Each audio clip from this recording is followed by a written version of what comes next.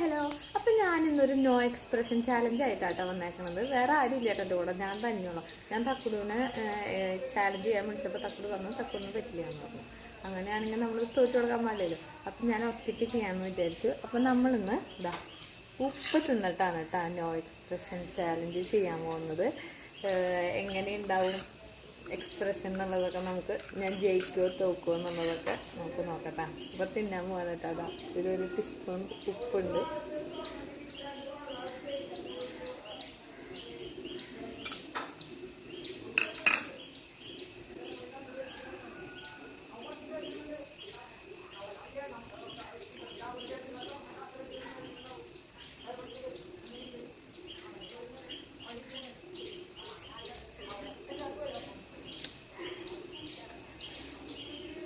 അപ്പം ഞാൻ ഈ എക്സ്പ്രഷൻ ചാലഞ്ചിൽ വിജയിച്ചിട്ടുണ്ട് കേട്ടോ ഗൈസ്.